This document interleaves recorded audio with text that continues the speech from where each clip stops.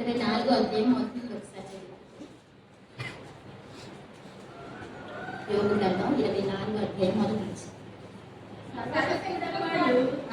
సర్వశక్తుడగు వాడు నియామక కాలములను ఎందుకు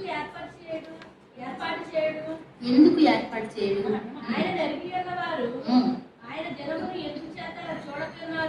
ఆయనను ఎరిగి ఉన్నవారు ఆయన దినములను ఎందుకు చూడకున్నారు? ఇక్కడ చూడండి, సర్వశక్తుడగు వాడు దేవుడు ఏమంటే నియామక కాలాన్ని ఎందుకు ఏర్పాటు చేయడు?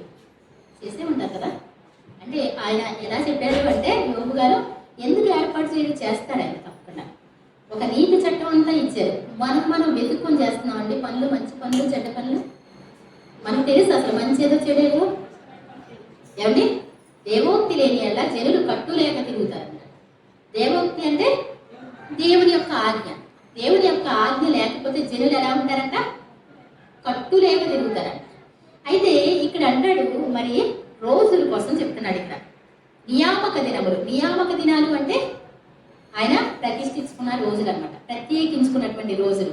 ఆయన ఏర్పాటు చేసి కూడా చేసుకుంటాడు. ఆయన్ను ఎరిగినటువంటి వాళ్ళు కూడా ఎవరిని చూడట్లేదండి. మీకు అర్థమవుతుందా ఈ మాట? అర్థమైన వాళ్ళు ఒకసారి దేవుని స్తోత్రం చెప్పండి. సరిగ్గా వినాలండి వాక్యం. ఒక్కసారి సరిగ్గా వింటే మీకు అర్థమవుతుంది. సర్వశక్తుడగు వాడు నియామక కాలాలను ఎందుకు ఏర్పాటు చేయడు? చేస్తాడు తప్పకుండా. కానీ ఆయన్ని నమ్ముకునేవాళ్ళు, ఆయన్ని ఎరిగినటువంటి వాళ్ళు, ఆయన గ్రంథాన్ని పరిశీలించేటువంటి వాళ్ళు ఎందుకని ఆయన దినాలను చూడలేకపోతున్నారు? అంతేనా ఇక్కడ? ఏమండి, ఆయన దినాలు ఉన్నాయంటండి, ప్రత్యేకించి నియామక కాలాలు ఉన్నాయంటండి. కానీ ఎవరు కూడా వాటిని ఎందుకని చూడలేకపోతున్నారు? సరిహద్దు రాడు తీసేసేటువంటి వారు కాదు. ఎందుకని? వీళ్ళకి ఏమండి నీతి లేదు, న్యాయం లేదు, యథార్థత లేదు. అంతేనా కాదా? సరిహద్దు రాడు తీసేసే వాటిలో ఏం లేదు. సరిహద్దు రాయంటూ ఒకటి వేసుకున్నారు, దాన్ని పక్కకు జరిపిన వాడిని ఏమంటారు చెప్పండి ఒకసారి. చిన్న గారు ఏమంటారు? ఏమంటారు? సరిహద్దు రాయి తీసేసి పక్కకు జరిపేశారు, వాడిని ఏమంటారు? దొంగలు అంటారు. ఏమంటే దొంగలు అంటారు కదా. నిజమే, దేవుడు కూడా కొన్ని సరిహద్దు రాళ్ళు వేసుకున్నాడు. ఆజ్ఞలు, కట్టడలు, నియామక దినాలు ఇవన్నీ కూడా నీవు వెతుక్కోవడం ఏంటి? నాకు తెలియగలుగుతున్నా. ఏమండి, నువ్వు వెతుక్కోని అవసరం లేదు అసలు. ఆయన ఎలా చెప్పాడు అలా వెళ్ళిపోతే చాలండి. ఆటోమేటిక్గా ఆ దినాలన్నీ కూడా నువ్వు కష్టపడని అవసరం లేదు. బోధకులమైన మనము మరి కఠినమైన తీర్పు పొందుదమని అనేకులు బోధకులుగా ఉండొద్దు అంటే, ఏమని కొత్తగా వెతుక్కొని ఏమని ఇందులో లేనిది అవునా కాదా అని చెప్పి వెతుక్కోవడానికి నేను సేవకు పిలవలేదు. ఏమండి, ఆ పక్క పాస్టర్ గారు ఏం చేస్తున్నారు? ఏమండి, ఇంకా పెద్ద పాస్టర్ గారు ఏం చేస్తున్నారు? చిన్న పాస్టర్ గారు ఏం చేస్తున్నారు? లేకపోతే ఇంతకుముందు ఆంటీ గారు ఏం చేస్తున్నారు? అవన్నీ అక్కల బైబుల్ గ్రంథాన్ని చూస్తే చాలు. అందుకే అంటాడు ఇర్మియా 1:9 అంటాడు, నీవు ఏమండి ఈ ధర్మశాస్త్ర వాక్యాలను ఏమండి రాత్రింబగళ్ళు చదివిన ఎడ్ల, జాగ్రత్తగా ధ్యానించిన ఎడ్ల, నీ మార్గాలను వర్ధన చేసుకొని నీ మార్గంలో ఏమండి చక్కగా నడుస్తావు. సార్ చదవండి అది మీకు కదమ్మా. ఇర్మియా గ్రంథం 1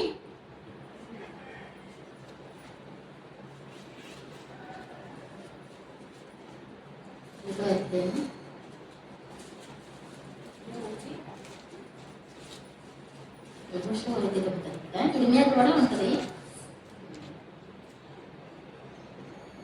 యెహోషువ 1:9 చూడండి సార్. యెహోషువ 1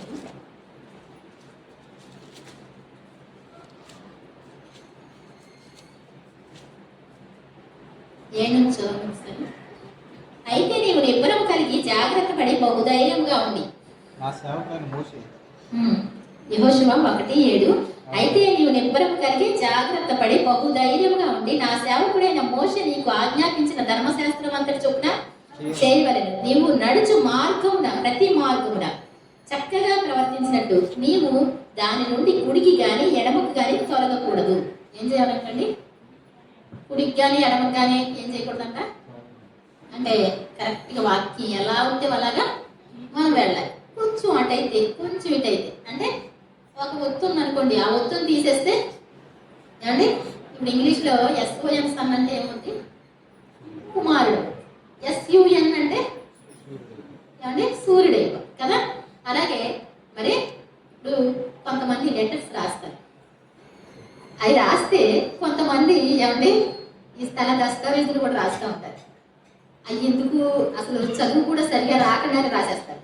అది చదివిన తర్వాత మనం అర్థం చేసుకొని మళ్ళీ చదువుకోవాలి. ఎందుకని ఏమండి వాళ్ళు అలా రాస్తారు. ఇప్పుడు ఏమండి రండి అన్నాం అనుకోండి, రాండి అని రాశారనుకోండి, ఏమంటే నాకు దానికి గమ్మున అర్థం కాదు.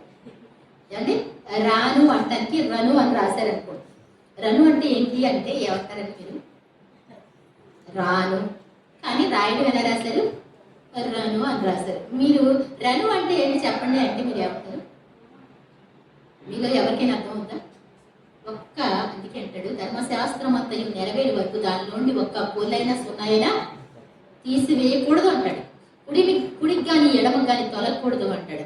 విద్యాభ్యాసంలో నాలుగో అధ్యాయంలో 4వ వచనంలో 2వ వచనం నుంచి ఉంటుంది అనమాట. ఆయన ఆజ్ఞలన్నింటినీ కట్టడలన్నింటినీ మీరు ఏం చేయాలి? అనుసరించి నడుచుకోవాలి. దాని నుండి ఒక పొల్లు కానీ ఒక సున్నా కానీ తప్పిపోకూడదు. ఏమండి మరి పొల్లు సున్నా తప్పిపోకూడదు అంటే రాత్రి మగలు చదవాలంటే పాస్టల్ అయిన ఒక రాత్రి మగలు చదువుతున్నారండి బైబిల్. ఏమన్నా చదువుతున్నారు? చదవట్లేదు కదా. ధర్మశాస్త్రం వాళ్ళకి తెలియకపోయి తప్పిపోతున్నారు అంటాడు దేవుడు. ఏమండి ధర్మశాస్త్రం తెలియకంట దేవుడు నియామక కాలాలే ఏర్పాటు చేసుకున్నాడు. ఆయన తప్పకుండా నియామక కాలాలు ఏర్పాటు చేసుకున్నాడు. కానీ ఆయన ప్రజలు ఎందుకు వాటిని తెలుసుకోలేకపోతున్నారు? ఎందుకు గుర్తించలేకపోతున్నారు? అది సరిహద్దు రాళ్ళు తీసివేయ వాళ్ళతో సమానం. అది నార్మల్ కాదండి. యోగ గ్రంథం 24లో రాసింది సరిహద్దు రాళ్ళు. ఏమంటే ఆ మాట క్రింద రాసిన మాట సరిహద్దు రాళ్ళు తీసేసిన వాళ్ళతో సమానం.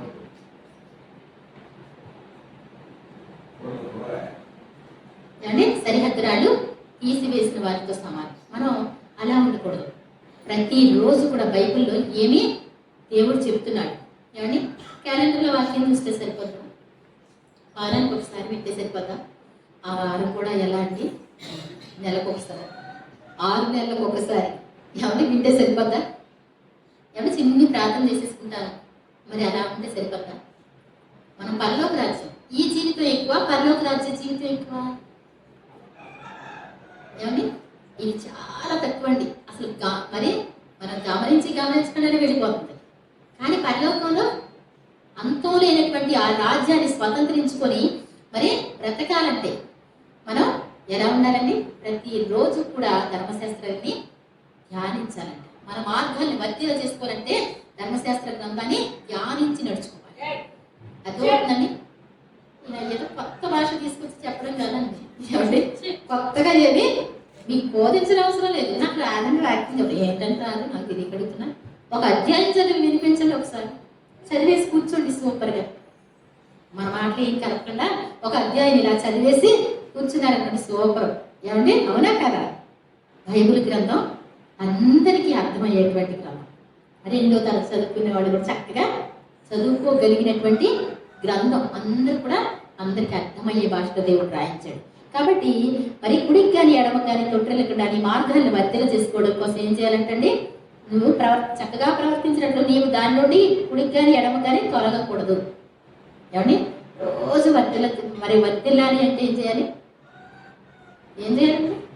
బైబిల్ చదవాలి. దేవుని స్తోత్రం చెప్తాం. మరి కొత్త సంవత్సరం అంటారు కదా, మరి కొత్త సంవత్సరంలో బైబిల్ చదవడం మొదలు పెడతారా కొని? ఏమండి కాబట్టి నిజంగా మనం బైబిల్ చదివేవారిగా ఉండాలి. బైబిల్ చదవడం తీసుకోండి. ఏమండి పనులు అయితే ఎలా ఉంటాయండి? ఫ్రీ అయిపోద్ది మైండ్. బయటికి ఇలా రాగానే ప్రార్థనలోంచి ఏదో చప్పుడైంది బయటికి రాగానే ఎలా ఉంటే ఎంత ఫ్రీగా ఉంటుంది. పొద్దు నుంచి సాయంత్రం వరకు పనిచేస్తే చాలా ఫ్రీగా ఉంటుంది. పొద్దు నుంచి ఒక 7 అధ్యాయాలు బైబిల్ చదివితే ఎంత బరువుగా ఉంటుంది కదా. ఏమండి దాని మీద మనసు లేదు. మరి ఒక అమ్మాయి అంటండి ఒక కాలేజ్కి వెళ్ళిన తర్వాత సార్తో ఒక డౌట్ అడిగిందంట. ఏంటి అంటే, సార్ ఈ యొక్క లెసను చెప్పినోడు ఎవడో కానీ రాసినోడు ఎవడో కానీ ఎంత అనే లోపల ఏంటి అంటే ఈ అమ్మాయి ఆటోమేటిక్గా ఆ సార్ లవ్లో పడిందంట. ఏమంటే కొన్ని రోజులు అయిన తర్వాత కొంచెం డౌట్ అడుగుదామని ఆవిడ ఏం చేసిందంటే ఆయన పెద్ద సార్. ఏమండి? పెద్ద సార్. అయితే వీడు ఎవరు రాశారో కానండి, అంటే మైండ్ లేకుండా రాశాడు అందా అనుకుంది. అందులోకి ఈ లెసన నేను రాశాను అన్నాడు. మీరా సార్? ఇప్పుడు దాకా ఒక్కసారి కూడా మొదలు పెడితే తలనొప్పి, మొదలు పెడితే తలనొప్పి. సరే అని ఇంటికి వెళ్ళిందంటాడు. కరెంటు పోతే పడుకుంటే దీపం వెలిగించి చదవాలనిపిస్తుంది. ఎందుకని? ఏమండి? అతను ప్రేమించింది కాబట్టి ఆయన ఎలా రాశాడు చూడాలని చెప్పి అసలు మామూలుగా ఉన్నప్పుడు కూడా చదవలేంది ఈసారి కాడి దీపం వెలిగించి అదే లెసన్ చదువుతుందంటండి.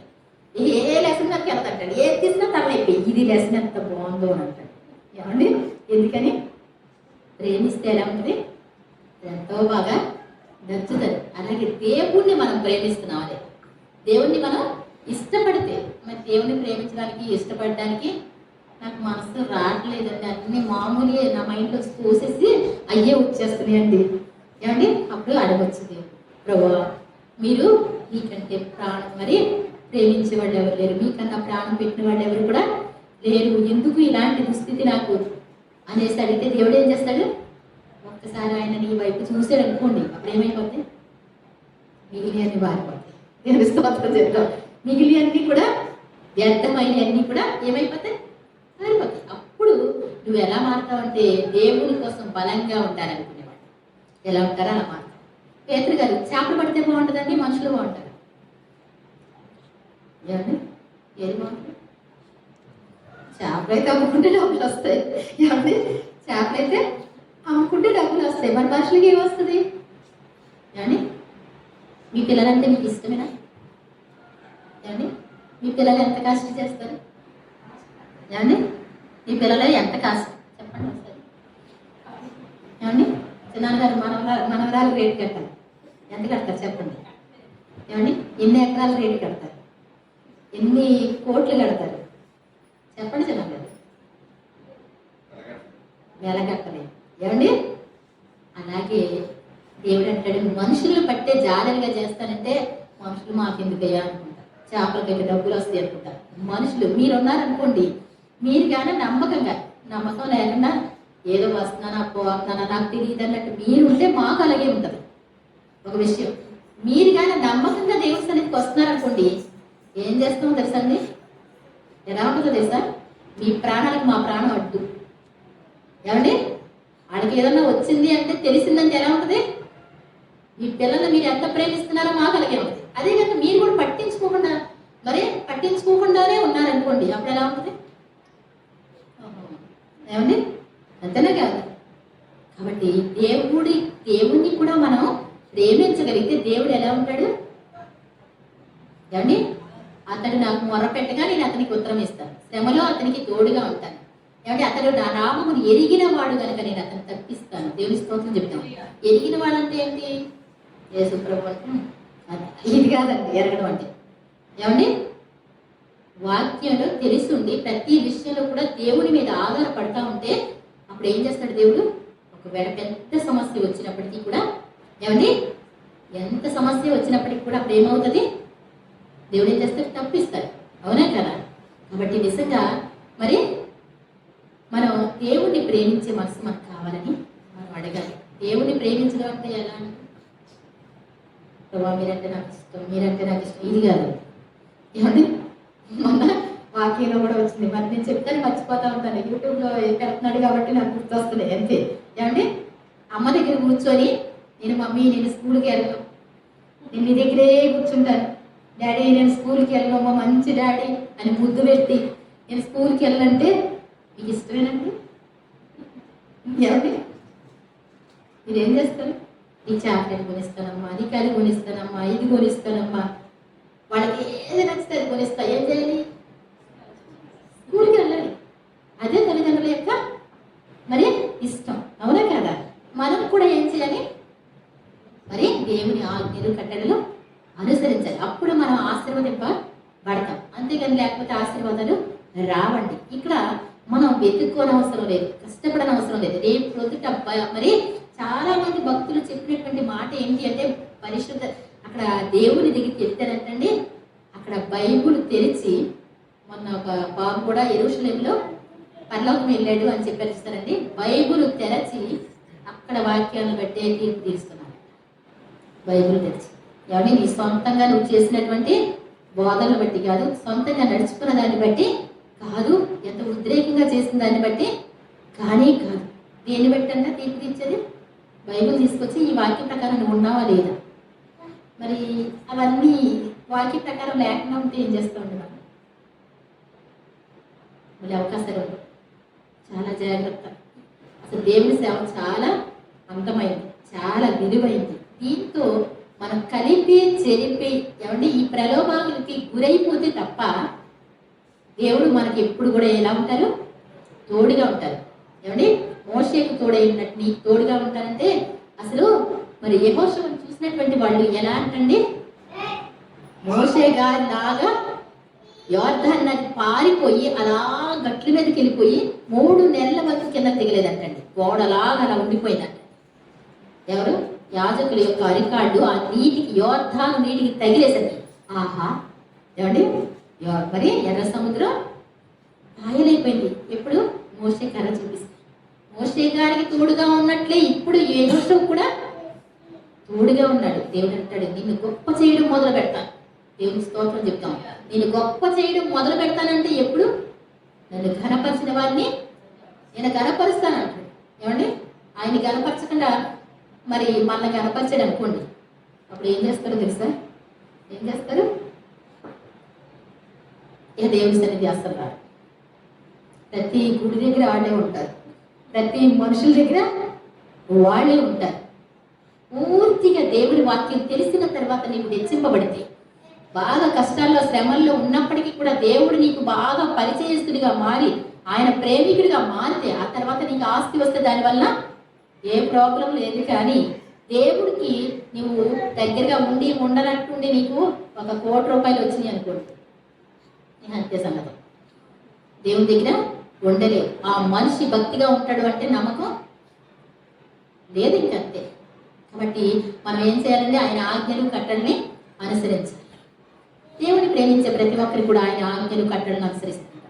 దేవుని ఆజ్ఞలను గైకొనుటయ్యే దేవుని ప్రేమించుట అని వ్రాయబడి ఉంది. కాబట్టి మన మార్గాన్ని వర్తలు చేసుకోవాలంటే ప్రతి రోజు బైబిల్ చదివితే, మరి దావీదు భక్తుడు అంటాడు, ఏమండి బోధకుల కంటే నాకు విశేషమైన జ్ఞానం ఉంది అంటాడు. ఎందుకంటే ఈ వాక్యాన్ని ధ్యానించడం ద్వారా. పాస్టర్ గారు చెప్తుంటే, ఏమండి పాస్టర్ గారు చెప్తుంటే మరి కరెక్ట్ బోధిస్తున్నాడు, తప్పు చెప్తున్నాడు మీకు అర్థం అవ్వాలంటే ఏమై ఉండాలి? మీకు తెలిసి ఉండాలి వాక్యం కదా. ఒక పాట కొంచెం రాంగ్ రాశారనుకోండి, మనకు అర్థమైపోతుంది. అవునండి.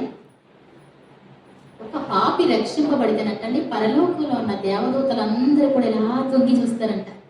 పాపి రక్షింపబడి మారు మనసు పొంది బాప్తిసం తీసుకోవడానికి చూస్తే పరలోకంలో ఉన్న దేవదూతలకి ఆనందం అంటండి. అదొక పెద్ద ఘనకార్యం అనమాట. ఇంకా తన పాపాల నుంచి అంటే పైన బాప్తిసం తీసుకునే వాళ్ళు కూడా అంతమంది ఉంటారు. అలా కాదు, బలవంతంగా తీసుకునే వాళ్ళు వాళ్ళని కాదు, అలా పాపాలను ఒప్పుకొని బాప్తిసం తీసుకుంటే చూస్తారు. మరి స్టీవెన్సన్ గారు రాశారు పాటలో, ఎవరు రాశారు? దేవదూతలు తొంగి చూసేటువంటి సంతోషకరమైనటువంటి ఆ యొక్క గడియలు అంటాడు ఆయన. ఆనందకరమైనటువంటి ఆ యొక్క సన్నివేశం ఏంటది? ఏమండి వివాహం అంటాడు ఆయన. నాకు వాక్యం చదివాక అర్థమైంది. ఏమండి దేనికి ఏది కరెక్ట్గా ఎక్కడ పెట్టాలో మనకి ఎలా అర్థం అవుతుంది? వాక్యాన్ని తెలిసిందే అర్థం. కాబట్టి మరి నియామక దినాలంటే తెలుసండి. మరి 89 కీర్తనలు ఒకసారి చూడండి.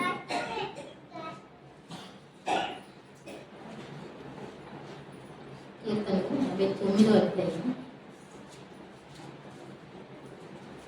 15వ వచనం. అంటే మీకు అర్థం అవడం కోసం. ఏమండి ఇందాక వినోద్ అన్నాడు, బాబు జనవరి 1 పెట్టుకున్నావా వస్తారా అని అడిగాను. మీరు ఏది పెడితే దానికి వచ్చేస్తారు. ఏమండి ఎక్కడ వచ్చేస్తాం అన్నవాడు దేవుని స్తోత్రం చెప్పకుండా వస్తారు. ఏమండి వస్తానికి ఎలా పెడతారు అనేవాళ్ళు కావాలి. ఏమండి ఏమన్నది?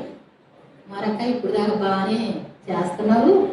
ఏమండి నేను తప్పుగా అంటలేదు, మీకు నేర్పిస్తున్నాను కదా అన్ని.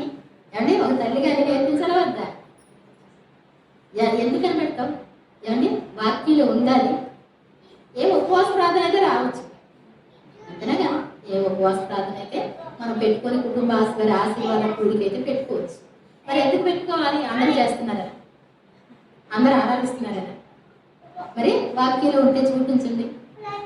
ఏమండి మనకి అదండి సంవత్సరాల సంవత్సరాంతం వరకు అంటే మరి బైబిల్లో సంవత్సరాలు ఏదండి? యుగానికి ఆది యుగాని. ఏమండి అది అబీబు నెలను ఆచరించి నీ దేవుడైన యెహోవాకు పస్కా పండుగ చేయమంటాడు. అబీబు నెలను ఆచరించాలంట. అది ఫస్ట్ రోజు. ఏమండి ఆడు అన్నీ చేసుకుంటున్నారు కదా, ఆడు చేసే రోజు మీరు చేయడం ఏంటి అంటే మనకు అనవసరం అంటే బైబిల్లో ఉందా లేదా చూసుకోండి. మీరు మాత్రం ఏదైనప్పటికీ కూడా నేను ఒకవేళ బోధించిన నేనే కొన్నాళ్ళకన్నా ఈ మనుషులతో విసికెక్కి జనవరి ఫస్ట్ చేద్దాం రండి అన్నారు అనుకోండి, ఇక్కడ ఒక్కడు కనపడకూడదు. అర్థమైందండి? అంతేనా కదా లెక్క? అదేంటక్క అలాగంటారు మీరు అనుకుంటారా? ఏమండి ప్రశ్నార్థకంగానే చూస్తున్నారు అందరూ కూడా. ఎందుకని? మరి మీ మాటని గౌరవించాలి అంటే మీరు దేన్ని గౌరవించాలి? నన్ను ఏమాత్రం చూడకూడదు. ఏమండి నన్ను ఏమాత్రం కూడా చూడకూడదు. కొంత లెక్క కరెక్ట్గా వెళ్ళి ఒకవేళ కొంచెం మార్గం తప్పొచ్చేమో మనుషులను చూడవద్దు. ఎవరిని చూడాలి? మీరు ఎవరిని చూడాలి? మీరు ఏదైనా సరే చిన్న చెయ్యాలనుకుంటే వివాహం అంటే ఎలా చేసుకోవాలి? ఏమండి వివాహం అంటే ఎలా చేసుకోవాలి? ఏదైనప్పటికీ కూడా మరి మరి ఏ విషయంలోనైనా మీరు ఈ పని చెయ్యాలి అంటే బైబిల్లో ఎలా ఉంది అని అడగాలి. అర్థమవుతుందండి? ఏది చెయ్యాలన్నా మీరేం చేయాలి? ప్రతిఫలం రావాలా వద్దా మీకు? అంటే ప్రతిదానికి ప్రతిఫలం రావాలా వద్దా? అదేంటది ప్రార్థన చేస్తే తప్పేంటి అనేసి మీరు అంటారు కదా. ఒకసారి నేను చదివేసిన తప్ప ముందుకెళ్దాం. ఒకసారి 89:15 ఇక్కడ అంటాడు, శృంగధ్వనులను ఎరిగినటువంటి ప్రజలు ధన్యులు. ఎరగడం అంటే ఏంటంటే తెలవడం. ఏమంటే శృంగధ్వనులు అంటే నియామక కాలాలు, నియామక టైం అనమాట అండి. సంఖ్యాకాండం 10వ అధ్యాయంలో శృంగము అంటే కొమ్ము. ఏమండి అది ఒకసారి ఊపితే ఎలా ఉంటుంది, 2 సార్లు ఊపితే 3 సార్లు ఊపితే ఏమంటే శృంగధ్వనులతో తన సైన్యాన్ని నడిపిస్తూ ఉండేవారు. వాళ్ళు ఈ టైంలో ఒక 10 సార్లు ఊదేశారు అనుకోండి, అది ఏంటంట శత్రువులు మన మీదకి వచ్చేసారని అర్థం.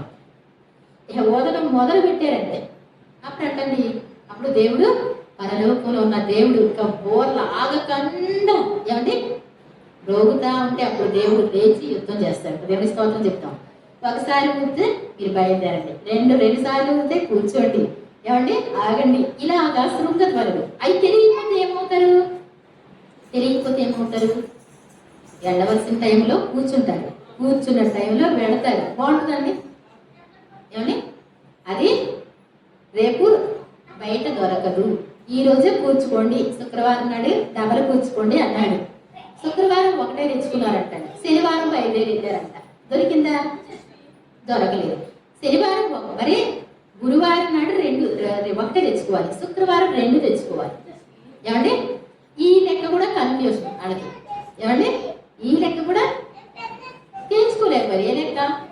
ఆదివారం 1, సోమవారం 2, మంగళవారం 3, బుధవారం 4, గురువారం 5, శుక్రవారం ఏమండి 6వ రోజు ఏం చేయాలి? డబుల్ తీసుకొచ్చుకోవాలి. ఒక రోజు ఒకటి కరెక్ట్ తెచ్చుకోవాలి ప్రతిరోజు. శుక్రవారానికి వచ్చేసరికి ఏం చేయాలి? 2 వేసుకోవాలి. శనివారం వచ్చేసరికి ఏం చేసుకోవాలి? 0 వేసుకోవాలి. ఏమండి అది లెక్క. వ్యవసాయం అని అంతే. దేవుడిని బాగా ఆశీర్వదించాలంటే ఏం చేయాలంట? 6 సంవత్సరాలు ఈ పంట 7వ సంవత్సరం వదిలేసేయాల. అప్పుడు ఏం చేస్తానంటండి, నేను ఈ సంవత్సరం వదిలేస్తున్నాను ప్రభు అంటే అదే సంవత్సరం 3 అంతలు పండుద్ది అంటండి. నేను వదలలేను అంటే ఒక్కొక్క అంతే పండుద్దేమో, కానీ నేను ఈ సంవత్సరం నుంచి ప్రభు మరి 7వ సంవత్సరం వస్తుంది కాబట్టి వదిలేస్తాను, ఈ 6వ సంవత్సరం నన్ను దీవించండి అని ఎవరైనా ప్రార్థన చేసుకోగలిగితే అప్పుడు ఏం చేస్తాడంట దేవుడు? ఏం చేస్తాడంటే కొంచెం మనస్తత్వం 3 అంతలు రావాలి. వచ్చిన తర్వాత కూడా మళ్ళీ ఏం చేస్తారండి? ఎవరైనా ఇస్తే బాగుంటుంది కౌలు. ఏమండి దేవుని మాట చాలా సింపుల్గా ఉంటుంది, కానీ అర్థం చేసుకొని అనుసరించడానికి కష్టపడుతూ ఉంటారు. కానీ అనుసరించడం, ఆయన ప్రేమించి కదా ఉంటే మాత్రం చిటికమని మనం అడుగులు వేయగలుగుతాం. ఇక్కడ మరి శృంగధ్వనులను ఎరిగినటువంటి ప్రజలు ధన్యులు. వాళ్ళు ఏంటి అంటే శృంగధ్వనులు అంటే ఆ శృంగధ్వనుల్లోనే యేసుప్రభు వారు వస్తారు. రెండవ రాకడ ధ్వని. ఏమంటే దేంతో ఊదుతారండి రెండవ రాకడ? కొమ్ము శబ్దమే. 7 దేవదూతలు 7 బోరలు చేత పట్టుకొని ఏమండి ఊదుతున్నారా లేదా? 7వ దూత బోర ఊదినప్పుడు అంత సమాప్తమైంది. ఏమండి ప్రధాన దూత బోర ఊదితే ఆయన వచ్చేస్తారు. కాబట్టి ఈ బోరల శబ్దం అనేటువంటిది మనకు కాదు. ఆజ్ఞలు కట్టడలు అనేటువంటివి తెలిసి ఉండాలి. ఏమి తెలియకుండా ఏదో భజన చేస్తా ఏమండి పెళ్లికి వెళ్తున్నాం అంటే ఏదో పెళ్లి హిందూ పెళ్ళో ఏదో పెళ్లి కుదిర్చేసుకోవడం. ఏమండి బాప్టిజం తీసుకున్నారా లేదా అడిగే పని లేదు. ఏమండి ప్రార్థనకి వెళ్తారా లేదా అడిగే పని లేదు. పిల్లలు పుడితే వాళ్ళకి ఏం చేయాలి ఉంటారా అండి? ఆ పిల్లల్ని ఎలా పెంచుకోవాలని తెలియాలా వద్దా? అలా ఆ పిల్లల్ని ఎదిగేటప్పుడు దేవుని మార్గాల్లో నడిపించుకోవడం. వీటన్నిటి ద్వారా మనం సంతోషించగలుగుతాం. మరి చిన్నప్పుడే చక్కగా బ్యూటీ పార్లర్ నేర్పించాం పిల్లలకి. ఏమంటే ప్రార్థనలో కూర్చోబెట్టకుండా, కుటుంబ ప్రార్థనలో కూర్చోబెట్టకుండా అన్నీ నేర్పిస్తే ఆ తర్వాత వాళ్ళు చేసే పనులకి వాళ్ళు ఉన్న స్థితికి ఆ తర్వాత ఏడవడం ఏమవుతుందండి? ఏమండి వాళ్ళు మీకు సంతోషం కలిగించేవారిగా ఉంటారు. ఎనగా మొన్న అందమైన జీవితం అన్నదే జస్ట్ ఆన్ చేశాను. ఆన్ చేస్తే అందులో చెప్తున్నారు ఏమండి మా పాపను చాలా గాఢంగా పెంచాము. మరి తను ప్రేమించి వెళ్ళిపోయిందండి. మరి చాలా కష్టంగా ఫోన్ కూడా ఎత్తట్లేదు. మీరు చేస్తే ఏమన్నా ఎత్తుతుందేమో అని నాకు ఈ మధ్య తెలిసింది. ఒక పాల అబ్బాయి ఆ అబ్బాయి ద్వారా అమ్మాయి కష్టంగా ఉందన్నట్టు తెలిసిందండి. అంటే సరే అని వాళ్ళు ఫోన్ చేశారు. ఫోన్ చేస్తే ఎత్తిందండి అమ్మాయి. నిజంగా అదృష్టం అన్నారు. ఫోన్ ఎత్తి ఏంటమ్మా ఎవరన్నా అన్నారా? ఎవరు లేరండి. బయట తాళం పెట్టేసి వెళ్ళారంటండి. ఏంటి అంటే అమ్మాయి నేను అమ్మ పలానా అబ్బాయితో పలానా చోట చూశాను. ఎందుకని అంటే నన్ను చాలా వేధిస్తున్నాడు డాడీ, వేధిస్తున్నాడు. అతన్ని నీకు చెప్తానికి ఏమనుకుంటారో పెద్ద గొడవలు అవుతాయి అని చెప్పలేదు అందంటాడు. అన్న తర్వాత ఎంప్లాయీస్ చాలా అలారంభంగా పెంచారు. మీరు ఏం చేస్తారో భయమేసి చెప్పలేదు అంటే సరేనని పోలీస్ స్టేషన్కి చెప్పారంట. చెప్తే అక్కడికి వెళ్ళిన తర్వాత తల్లిదండ్రులను వదిలిపెట్టేసి గర్భమా వెళ్ళి అబ్బాయి చేయబడుతున్నట్టండి. అలాంటి పరిస్థితిలో ఆ రోజు నుంచి కృంగిపోయారు అన్నమాట. ఇంకా తిండి తినడం లేదంటండి. వెంటలాగా పాపం కష్టమైన పరిస్థితి. గారాభంగా పెంచుకున్నారు. ఒక్క మాట కూడా లేదంట. ఈ అమ్మాయి బాగానే ఉంది కాబోలు అనుకున్నారు. 2 సంవత్సరాలు అయిపోయింది. ఏరని చూస్తే మరి వెళ్ళినప్పటి కాడ నుంచి స్టార్ట్ అయిపోయిందంటండి టార్చర్. అత్తగారు కూడా కొడతంటండి. ఏమంటే అన్నం కూడా సరిగా పెట్టరంటండి. మరి ఫోన్ చేయొచ్చు కదమ్మా, ఒక్కసారి ఫోన్ అయినా లిఫ్ట్ చేయొచ్చు కదా అంటే ఇప్పటి వరకు బాధ పెట్టింది చాలు అనిపిస్తున్నాను. ఇంక ఇలాగే చనిపోదాం అనిపిస్తుంది. అలా కదమ్మా, మరి నువ్వు బయటికి అడిగేయాలి. ఏమండి పిల్లలకి నేర్పించుకోకపోతే ఎలా ఉంటుందంటే ఆ మాత్రం బయటకు అడిగేస్తే మైండ్ కూడా లేదు. అబ్బాయి చెప్పే మైండ్ కూడా లేదు. బయట తాడ వేసింది. రమ్మంటావు ఇప్పుడంటే వద్దండి అమ్మ డాడీ నేను చేర్చుకుంటారు రమ్మని బ్రతులాడుకుంటాను. మీకోసమే అమ్మ ఎదురు చూస్తున్నారు. ఏమండి పిల్లల్ని పెంచుకోవడం గారాభంగా పెంచుకున్నారంటే జీవించడం నేర్పలేదు. బ్రతుకు కష్టమైపోయిన పరిస్థితి. ఇప్పటికైనా బయటకు వస్తే ఏమవుతుంది? బాగానే ఉంటుంది. అది కూడా రానంటది. మరి ఏం చేస్తారు మనకు తెలియదు. కానీ అమ్మ ఒక్కసారి నువ్వు ఓకే అంటే అమ్మతో మాట్లాడు. జస్ట్ పోలీసులతో బొమ్మలో ఉంటారు. బయటికి రావడానికి ఇదే అవకాశం. ఇంకా పిల్లలు పుట్టలేదు, నీకు అదృష్టం అన్నారు. కాబట్టి పిల్లల్ని భక్తిలో పెంచుకోకపోతే మరి వాళ్ళు ఏం చేస్తారు? చాలా బాధగా తయారయ్యారు. ఏమండి అవునా కదా? వాళ్ళు బాగా తయారవడం అని కాదండి. వాళ్ళు ఇంకా సంతోషంగా ఉండగలిగితే బాధ ఏమవుతారు? వాళ్ళు బాధగానే ఉంటారు. ఆ తర్వాత మనల్ని బాధ పెడతారు. కాబట్టి పిల్లలకు కూడా మనం నేర్పించుకోవాలి. అందుకే అంటాడు బాలుడు నడుమవలసిన త్రోవను వారికి నేర్పము, వాడు పెద్దవాడైనప్పుడు దాని నుండి తొలగిపోడు. పిల్లలకి నడవలసిన మార్గాలు ఏం చేయాలంటండి? మరిసిపోయారు కొడుకు అమ్మ. ఏమండి 3 పాటలు అంటే పాటలు వదిలేవే. ఏమండి నాకు తెలిసిన వాళ్ళు ఏంటంటే పాటలు వదిలే అలసిపోయి స్కూల్లోనే అలసిపోతూ ఉంటాయి. రేపు పొద్దుట చాలా డేంజర్ అండి. అవునా కదా? దేవుని సన్నిధికి వచ్చి మారు మనసు పొందకుండా, వాక్యాలు వెళ్ళకుండా బయటే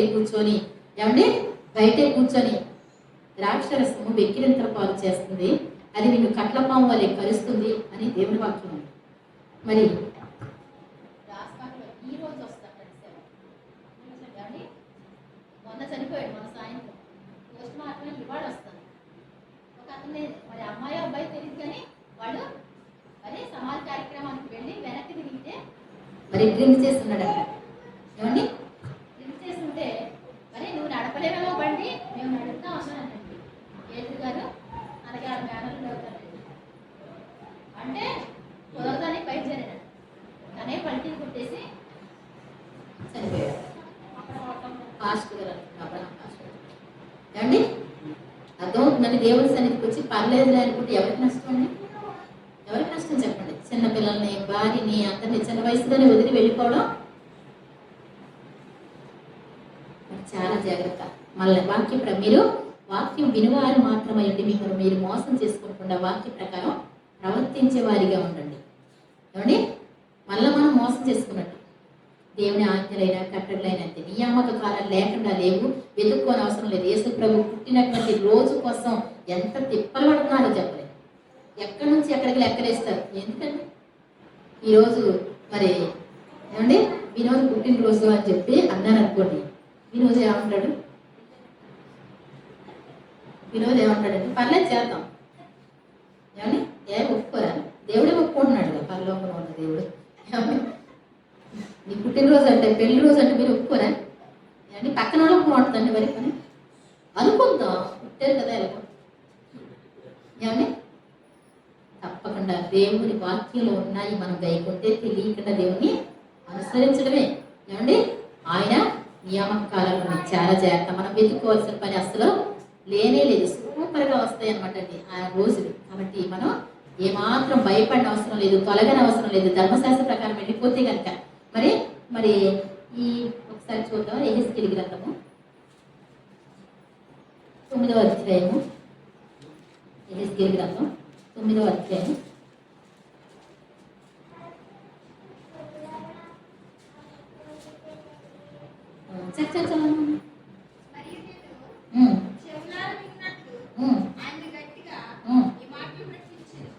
చూడండి, నేను చెవులారా విన్నట్లు ఆయన గట్టిగా ఈ మాటలు ప్రకటిస్తా ఉన్నాడు. ఒక్కొక్కడు తాను ఏం చేసే ఆయుధాలు అంటండి? హతము చేయడం అంటే చంపేసే ఆయుధాలు చేత పట్టుకొని పట్టణప్పుడు కావాలి వారందరూ. ఇప్పుడు దాకా కాపు కాసారు వాళ్ళు, కావాలి ఉన్నటువంటి వాళ్ళు ఇప్పుడు ఏం చేయాలంటండి? హతం చేసే ఆయుధాలు పట్టుకొని రండి అన్నాడు. మందిరంలో వచ్చినటువంటి మాట ఇది. అంతలో ఒక్కొక్కడు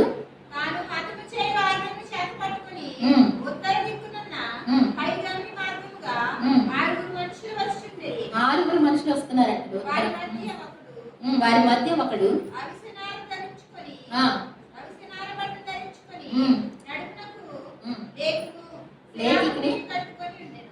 లేఖికిని సిరాబుడ్డి. ఏమండి అవిసనార వస్త్రాలు అంటే అవి రాజు వస్త్రాలు కదా. మరి ఆరుగురు దేవదూతలు, వారిలో ఒక ఆయన ఎలాంటి వాడు? మరి అవిసనార వస్త్రాలు ధరించుకుని నడుముడికి ఏమండి లేఖికిని సిరాబుడ్డి కట్టుకుని వస్తున్నాడు. సిరాబుడ్డి దేనికి? మార్కింగ్కి అంతే కదా. మార్క్ చేయడానికి సిరాబుడ్డి ఆయన దగ్గర ఉంది. ఆరుగురు కూడా మందిరంలోకి వచ్చారంటండి. ఇక మీరు 8వ అధ్యాయం చూస్తే కనుక మరి అక్కడ జరుగుతున్నటువంటి హే కృత్యాలు ఏంటంటే ఇక్కడ ఉండి కొంతమంది ఏడుస్తున్నారు, ఇక్కడ ఉండి కొంతమంది రకరకాల ఫోటోలు పెట్టుకొని ధూపాలు వేస్తున్నారు. అదేంటి ప్రభు మందిరంలో ఇలాంటి పని ఏంటి అంటే, ఇటు చూడు అన్నాడు. ఇటు చూస్తే ఇంకొక రకమైన ఫోటోలు, ఇటు చూడు అంటే ఇటు ఒక రకమైన ఫోటోలు, అటు చూడమంటే అటు ఒక రకమైన ఫోటోలు. నరకుతుడా ఇవే కాదు, గోడ కన్నం దవ్వి అటేపుకి వెళ్ళమంటే అక్కడ అంటే తమ్మూసు దేవత కుమారుని గురించి ఏడుస్తున్నారు. అటు తిరిగి సూర్యుని వైపు తిరిగి అక్కడ ఏడుస్తున్నారు. ఆ తర్వాత జరిగినటువంటి విషయం ఇది. లేఖికిని సిరాబుట్టి కట్టుకొని నడుముడు కట్టుకొని వస్తున్నాడు. ఆలయంలో ప్రవేశించి ఎత్తడి బలిపీఠం వద్ద నిలిచి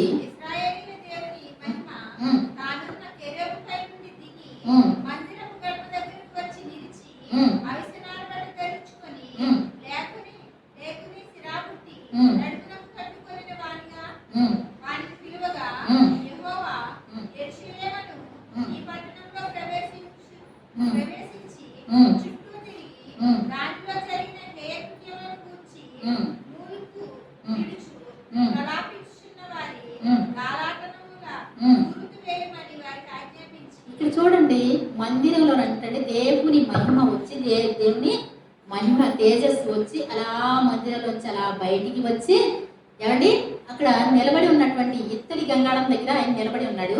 మరి అక్కడ మరి అక్కడ ఆయన కూర్చుని ఉంటే ఆయన దగ్గరికి దేవుడు వచ్చి చెప్తున్నటువంటి మాట, ఆ మహిమ వచ్చి చెప్తున్న మాట ఏంటంటే, నీవు ఆలయంలో ప్రవేశించి ఇక్కడ జరిగేటువంటి విషయాలు, ఇప్పుడు దాకా పూజ చేస్తున్నారని చెప్పాను కదా, వాడు ప్రార్థనలే చేసేది. కానీ ఒక నెంబర్ తేడా వస్తే ఏమవుతుందండి, వేరే కాలుకి వెళ్ళిపోదు. ఆ టైంలో ఉందన్నమాట. దేవునికి అని మొర పెడుతున్నారు కానీ దేవునికి వెళ్ళట్ల. వాళ్ళు ఇష్టమైనటువంటి రూపంలో దేవుడు చెప్పినట్టు చేయకపోతే మాత్రం వేరే రకంగా వెళ్ళిపోతున్నాయి ఈ ప్రార్థనలన్నీ కూడా. కాబట్టి అప్పుడు అంటున్నాడు, ఆలయంలో జరిగినటువంటి హేయ కృత్యాల కోసం ఎవరైనా కానీ మూలుగులు ఇడుచు. అయ్యో దేవా, నువ్వు చెప్పినట్లు చేయట్లేదు. ఇక్కడ ఏం జరుగుతుంది?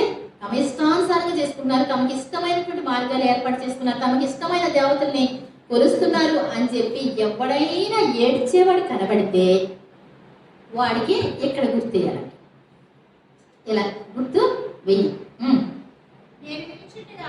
నేను వినుచుండగా వారికి ఇలాగ సెలవిచ్చాను, మీరు పట్టణములో వారి వెంట పోయి ఆ పరిశుద్ధ స్థలము దగ్గర మొదలుపెట్టి, ఎక్కడంటండి?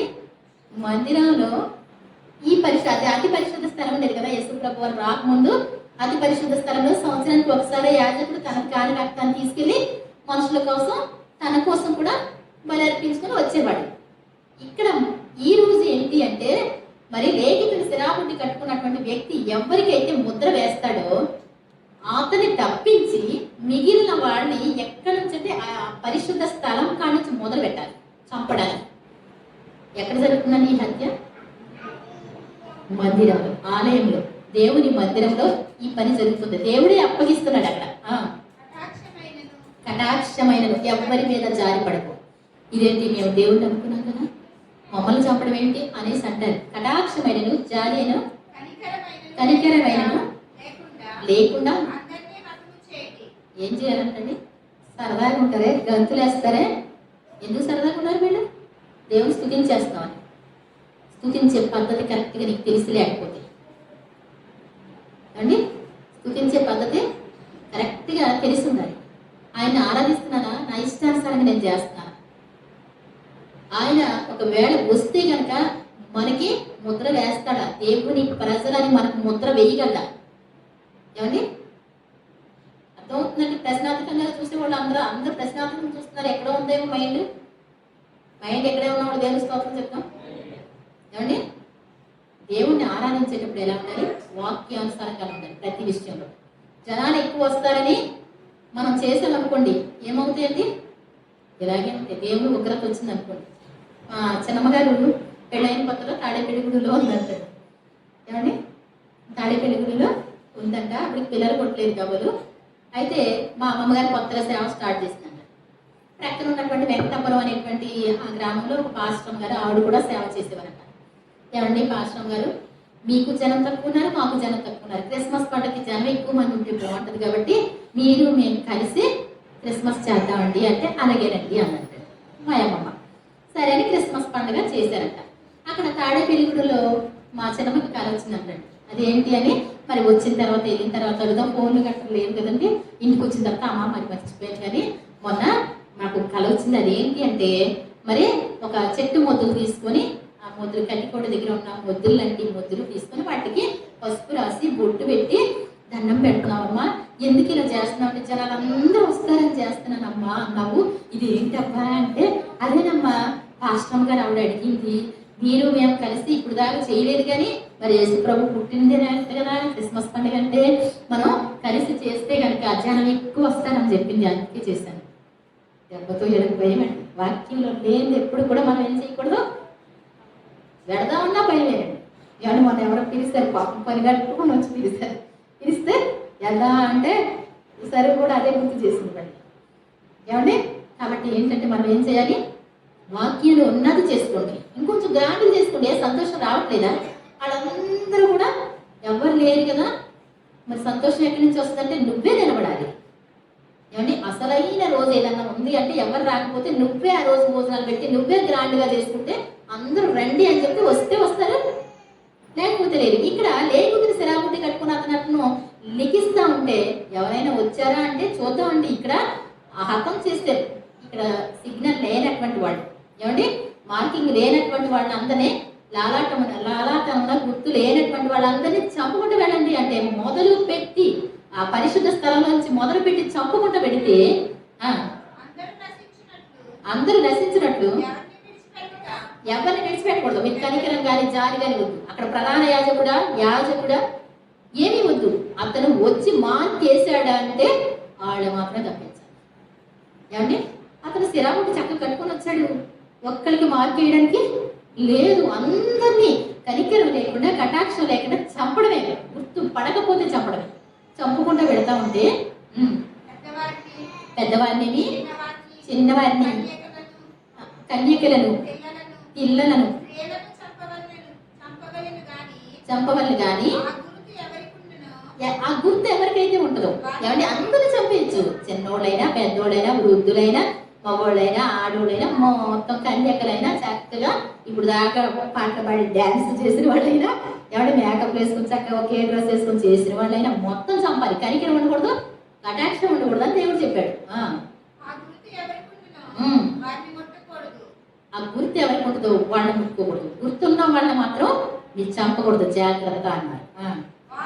వారు మందిరం ముందరనున్న పెద్దలను హతము చేయడం మొదలు పెట్టగా ఆయన మందిరాన్ని అపవిత్రపరచండి, ఆవరణములను ఏంటంటండి ఈ పూజలు చేసి ఇప్పుడు దాకా దేవునికి విరోధమైనటువంటి పనులు చేస్తే అది అపవిత్రం అనుకోవట్లేదు కదా వీళ్ళు. శవం ఉంటే మాత్రం అపవిత్రం అనుకుంటారు. కాబట్టి ఈ మందిరాన్ని ఏం చేయాలి, అపవిత్రపరచండి అని చెప్తాడా. మొదలు పెట్టుడి అని సెలవిచ్చారు కనుక వారు బయలుదేరి మందిరంలో ఉన్న వాళ్ళందరినీ హతం చేయడం. యారులు వచ్చారండి ఏమండి, ఒక ఆయన మార్కింగ్ వేస్తానికి చూసుకుంటూ వెళ్తా ఉన్నాడు. మార్క్ ఎవరికి లేదో హతం చేయడం మొదలు పెట్టారు. ఏమండి యెహెజ్కేలు భక్తుడు అంటాడు, నేను తప్ప ఎవ్వరును. ఏమండి అందరికి వేస్తారా మార్కింగ్ ఎవరికి వేస్తారండి? యెహెజ్కేలు గారు ఒక్కడికి. దేవుని స్తోత్రం చెప్తాం. నేను తప్ప మరి ఎవ్వరును శేషింపకుండా వాళ్ళు హతం చేయడం చూశాడంట. నేను చూచి సాష్టాంగపడి వేడుకొని అయ్యో ప్రభువా యెహోవా యెరూషలేము మీద నీ క్రోధమును కృమ్మరించి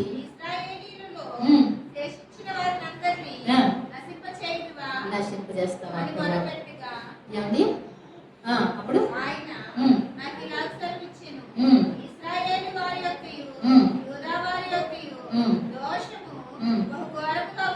ఎలా ఉందంటండి ప్రార్థన కదా మీరు చేసేది మందిరంలో అంతకంటే ఎక్కువ చేస్తారు. ఏమండి ఒక ప్రార్థన కానీ సరేలే వాక్యం చెప్తారుగా మంచి వాళ్ళు పిలిచి అని ఇలా జస్ట్ అడుగు పెడితే అది నాకు తిరణాలాగా అనిపిస్తుంది కానీ ప్రార్థనలాగా అనిపించాలి. ఏమండి మన మనసును మనం సమర్థించుకొని అసలు దేవుడి వాక్యం అంటే ఏంటండి, ఉద్రేకం రేపేటువంటి పాటలో అక్కడ యవనస్తులు అందరినీ పెట్టేసి పాడినంత లోపులని దైవాత్మ అక్కడ తీసేస్తారా? ఏమండి ఏమండి అవునా కదా? పిల్లలకి డ్యాన్స్ నేర్పినంత లోపులనే అక్కడ వాక్యాన్ని బట్టి బిడ్డలో మంచి రూట్లోకి వస్తారనుకుంటున్నారా? వాక్యం ఉన్నది ఉన్నట్టు చెప్తే చంపేయాలనిపిస్తాను, అందుకే చంపేస్తారు. సేవకులు ఊరికినే కాదు. ఇర్మియా అంటండి నీళ్లు లేని గోతులోకి దించేశారంట. చంపేయడమే, ఉన్నట్టు చెప్తే కరెక్ట్గా దెబ్బలు అవుతాయి. ఏమంటే సన్మానాలు చేయరు, ఏమంటే కేకులు తినిపించు, ఏమంటే బట్టలు తీసుకొచ్చి పాశ్రం గారు వేసుకోండి అంటారు. ఎప్పుడు చూసినా మొహం మాడిపోతాయి. అవునే కదా? కాబట్టి చంపడం ఎప్పుడైతే జరుగుద్దో, యేసు ప్రభుని ఎందుకు చంపారండి? ఆయన మోమాటం లేకుండా సేవ చేశారు, మోమాటం లేకుండా వాక్యం చెప్పారు. కాబట్టి వాళ్ళు ఏం చేశారంట, ఎప్పుడు చంపుదామని చూశారు. అలాగే ఇక్కడ కూడా నేను తప్ప మీ ఇంకెవ్వరు మిగిలి ఉండకపోవడం నేను చూసి ప్రభువా యెహోవా నీ క్రోధాన్ని అగిపరిచి యెరూషలేము మీద నీ యొక్క ఉగ్రతను కుమ్మరించి ఇస్రాయేలుకు శేషించిన వారందరిని నశింపచేయుదువా? అందరిని నశింపజేస్తావా ప్రభువా? అని మొరపెట్టగా, ఉమ్. ఆయన నాకు ఇలా సెలవిచ్చెను. ఆయన నాకు ఇలా సెలవిచ్చెను, ఇశ్రాయేలు వారి యొక్కయు, ఇశ్రాయేలు వారి యొక్కయు యూదా వారి యొక్కయు యూదా వారి యొక్కయు దోషము ఘోరంగా ఉన్నది. బహు ఘోరంగా ఉంది. వాడి దోషం నార్మల్గా లేదు. మీరు చూస్తున్నారేమో, మీకు కష్టం అనిపించట్లేదేమో. నేను చెప్పిన మాటలన్నీ చెరిపేసేటువంటి తరం పుట్టారు వీళ్ళు. ఏమండి, ఒకవేళ నేను ఇదే టైంలో గప్పున చనిపోయాను అనుకోండి, ఏమండి, సేమ్ నాకులాగా ఒకవేళ చెప్పేవాళ్ళు వస్తారా, లేకపోతే మరి సంధ్య ఆరాధన స్టార్ట్ చేస్తారా ఇలా? ఏమండి, మనకి ఎత్తులే వాళ్ళే చేసుకుంటున్నారు, మనకి ఎత్తులే మీ రోజు పక్కకి వెళ్ళిపోతుంది. ఏమండి ఏమండి ఏం చేస్తారు? ఆదివారం పాస్టర్ గారు తీసుకొచ్చి పెడితే వాళ్ళు ఏం చేస్తారండి? మీకు ఆశీర్వాదం వస్తుంది, నీకు దీవెన వస్తుంటే ఇక్కడ పిల్లలు మొదలుకొని పెద్దల వరకు చొప్పకుండా పోతుంటే ఆశీర్వాదం దీవెన ఎక్కడ ఉన్నాయండి? చాలా జాగ్రత్త. వాక్యాన్ని ఉన్నది ఉన్నట్టు చెప్పేవాళ్ళు కావాలి. అదే మాకు కావాలి అనుకుంటే, అంతేగాని మీకు ఆదివారం మాకు జనవరి 1 కావాలి, మాకు క్రిస్మస్ కావాలి, మాకు అన్ని పండుగలు కావాలంటే ఎంత దూరం ఎందుకండి కష్టపడి రావడం? మీ పక్కన ఉంటాయి, పక్కన సూపర్గా ఉంటాయి, వెళ్ళొచ్చు కాదన్నా. ఇది కేవలం వాక్య ప్రకారం మాత్రమే ప్రకటించే సంఘం. ఏమండి, ఒక్కడు కూడా మిగలకుండా అందరూ హతం చేయబడేలా ఉంటే ఎందుకు ఈ సంఘాలు? ఏమండి, ఎందుకు ఈ బోధకులు? బోధకులమైన మనము పరికఠినమైన తీర్పు పొందుదామని మీలో అనేకులు బోధకులుగా ఉండద్దు. రెట్టింపు ఆశీర్వాదం వస్తుంది, రెట్టింపు శిక్ష అయినా వస్తుంది. కాసుకోవాలి దీనికి. అర్థమవుతుందండి? అక్కడికి వెళ్ళి చక్కగా ఆనందంగా, ఏమండి, ఈ 4 రోజులు నాతో ఎవరు మాట్లాడరు. ఎందుకని? క్రిస్మస్ జనవరి 1 హడావిడి. అప్పుడే బట్టలన్నీ బయటికి తీసి హాయిగా వెళదాం సంతోషంగా. ఏమండి, వెళ్ళిపోవచ్చు, సూపర్గా వెళ్ళవచ్చు. కానీ జాగ్రత్త, అటు ఇటు కలిసి నార్మల్ అయిపోయి పిల్లలు కూడా ఏమైపోతారు? నామకార్థ క్రైస్తవం వచ్చిందనుకోండి, నామకార్థంగా వస్తే దానివల్ల మెల్లిగా విగ్రహారాధనకు వెళ్ళటానికి కూడా ఏమాత్రం వెనకంజ వేయరు. ఏమండి, అక్కడ మందసం పక్కన ఏ చెట్టు పెట్టొద్దు అంటాడు. ఏమండి, ఏ చెట్టు నాటకూడదు, పెద్ద వృక్షాన్ని ఏది నాటకూడదు. మరి వృక్షాలు ఎందుకు నాటుతారు? ఇప్పుడు ఆ బలిపేట దగ్గర వృక్షాలు ఎందుకు పెడతారు? ఏది వద్దంటే అది చేసి చూపించడం సైతానికి అడిపని. ఏమండి, అంతేనే కదా. వృక్షాలు ఎందుకు పెడతారండి? హాయిగా అందంగా. మేము దాన్ని మొక్కట్లేదు కదండి, అది అందంగా ఉంటుందని పెట్టామండి. పూర్తిగా కొబ్బరి మొక్కలు పెట్టుకోండి, డెకరేషన్ కోసం పెట్టుకోండి. దాన్ని ఎవరైనా ఆప్షన్ ఇస్తారా? దానికి రంగులు రంగులు పెట్టి అన్నీ పెట్టి ఇవన్నీ పెట్టి ఎందుకండి? వాక్యానికి విరోధమైన పనులు ఎందుకండి? ఏమండి, యేసు ప్రభు పుట్టాడు నీ పాపాల కోసం, చెప్పు వాక్యం. సింపుల్ స్టేజ్ అందంగా ఉంది. ఏమండి, అవునా కదా? కాబట్టి చాలా జాగ్రత్త. ఓన్లీ వాక్యమే. వాక్యం దేవుని మహిమపరిచే పాటలు. ఏమంటే హృదయపూర్వకంగా ప్రార్థన చేస్తే బాగుంటాయి. అంతా కూడా చాలా జాగ్రత్త. మనం ఏదైనా ప్రార్థన చేస్తే దేవునికి మాత్రమే మహిమ వస్తుందా, మనుషుల్ని గనపరుస్తున్నాం అది కూడా చూసుకోవాలి. ఏమండి, మనుషులు మిమ్మల్ని కొనియాడినప్పుడు మీకు శ్రమ. ఏమండి, జనాలుగారు ఈ స్లాబ్ వేసినప్పుడు మేము సన్మానం చేస్తాం అన్నాం. బాబాయ్ మాకు అస్సలు వద్దు అన్నారు. నిజమే, అది కరెక్టే. దేవుని స్తోత్రం చెప్తాం.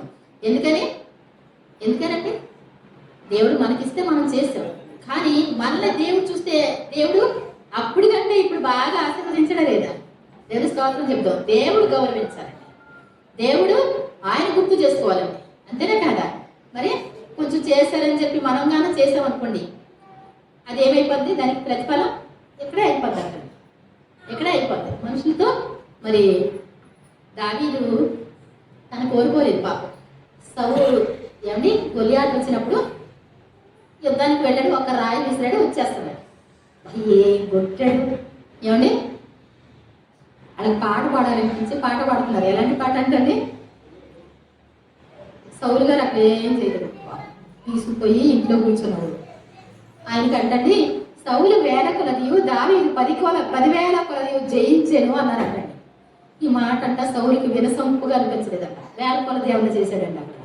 ఇంట్లో కూర్చున్నవాడు కాదు 40 రోజులు. ఏమంటే 40 రోజులు ఇంట్లో కూర్చున్నాడు కదా, ఏడు మొహం పెట్టుకొని. 40 రోజులు సవాల్ విసురుతా ఉంటే ఎవడు ముందుకు రాలేదు. ఆ రోజు తన కూడా రాలేదు.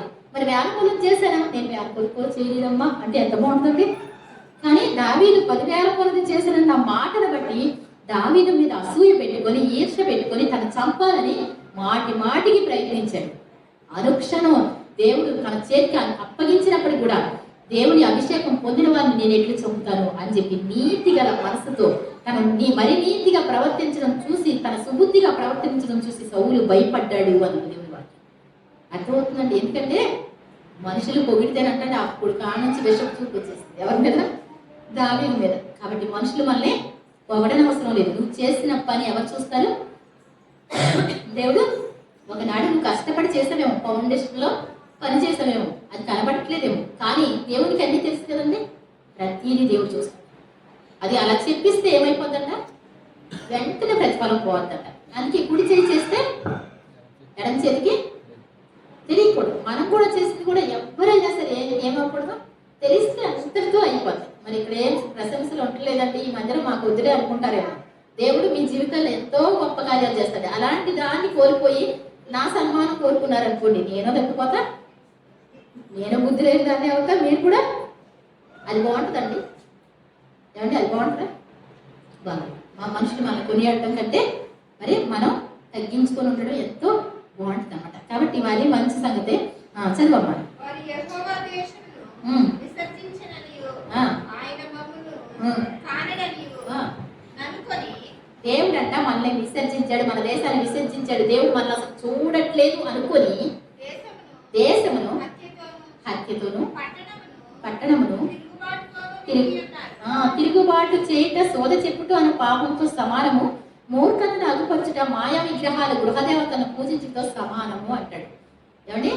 మూర్ఖత అంటే ఏంటి? తెలిసి తెలియకుండా దేవుడి మాట సరిగా వినకుండా చేసుకొచ్చేసాం అనుకోండి, దాన్ని మూర్ఖత అంటాం. ఏమండి? దాన్ని ఏంటంట? మాయా విగ్రహాలు గృహదేవతను పెట్టి పూజ చేసిన దాంతో సమానం అంటారు.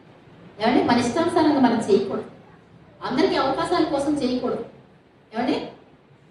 మా స్థుదాకు చెప్పింది 2 ఆరాధన పెడతాం, కానీ కుదరకపోతే గప్పులు 2వ ఆరాధనకు వస్తే బాగుంటుందండి. అంతేగాని పొద్దున్నే ఇక్కడ ప్రార్థన చేయించేసుకొని వచ్చేసి మళ్ళీ మీరు డ్యూటీలోకి వెళ్ళిపోతానికి ఈ పనికి ఏమండి అక్కర్లేదండి. ఏమండి? అక్కడ ఆ రోజు ఏమన్నాడు? ఏమని చెప్పాడు దేవుడు?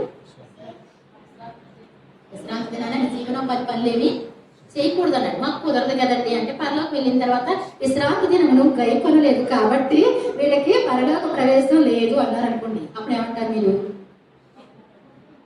మా పాస్టర్ గారు పొద్దునే పెట్టిందంటే మేము మధ్యాహ్నం వెళ్ళానండి. ఏమన్నా చెప్పే కరెక్ట్ అనిపిస్తున్నాయా, మీకు రాంగ్ అనిపిస్తున్నాయా? ఏమండి? సరదాగా చెప్పట్లేదండి. ఎంతసేపు చెప్పుద్ది ఏంటి అంటే మళ్ళీ దొరుకుతారా మీరు? దొరుకుతారా? రేపు పొద్దున పరలోకం పోకుండా, పరలోకం వెళ్ళకుండా నరకానికి పోయారనుకోండి, మీరు వారం వారం వస్తున్నారు కానీ నేర్చుకోకుండా పంపించింది ఎవరవుతారు? నేనే అవుతాను. అవునా కదా? అవునా కదండి? నేను కార్యక్రమాలుగా ఉండకూడదు. కాబట్టి చాలా జాగ్రత్త. మీరు ఏం చేయకూడదు? విశ్రాంతి దినాన్ని మీ జీవనోపాధి అయిన పనులు ఏమీ కూడా చేయకూడదు. ఉద్యోగస్తులు కూడా చెప్తాను, నేను పండగకి వస్తే అనుగారాలు కృపాళ్ళు వీళ్ళందరూ వస్తే మరి ఒకవేళ విశ్రాంతి దినమే గై కొనకుండా ఉంటే కనుక పరలోక రాజ్యం లేదంటే అది నా పూచి కాదు. అసలు విశ్రాంతి దినం సంవత్సరానికి ఒకసారి రాని వాళ్ళు ఇంకెందుకంటే నాకు తెలియక అడుగుతున్నా. ఏమండి? సెలవులు ఉంటే పెట్టుకోవాలి. అవునా కదా? సెలవులు ఉంటే ఏం చేసుకోవాలి? పెట్టుకోవాలి. ఒకవేళ అంతకీ సెలవు లేకపోతే పెట్టుకున్నాం అనుకోండి, ఆడ ఏం చేస్తే చూడాలి. ఏమని? అంతేనే కదా? నాకు సెలవు ఇవ్వండి ప్రభు, అందుట్లో కూడా ఒక అందం లేదు. నన్ను అడిగి నీకు సెలవు లేనప్పుడు సెలవు తీసుకుంటావు చూసావా, నాకు దేవుడి వృద్ధండి అన్నావు అనుకో. ఏమండి? నీకు సెలవులు లేకపోతే ఎందుకు మానేస్తావు అంటే మాకు కుదరదండి అన్నావు అనుకో, అప్పుడు అది దేవుడి కోసం నిలబడటం అవుతాను. దేవుడి కోసం నిలబడేవాళ్ళు బహు తక్కువ. వాళ్ళ లెక్కలు నువ్వు ఉండాలంటే, నేను ఉండాలంటే. ఏమంటే? యెహెజ్కేలు అంటాడు, ఏమన్నాడు? నేను ఒక్కడే మిగిలి ఉండగా ఇదంతా కూడా బహు బలత్కారంతో నింపబడి ఉంది, బహు ఘోరమైనటువంటి దుష్కార్యాలతో నింపబడి ఉంది. మందిరంలో దుష్కార్యాలు జరుగుతూ ఉంటే దేవుడు ఎలా ఉంటాడండి?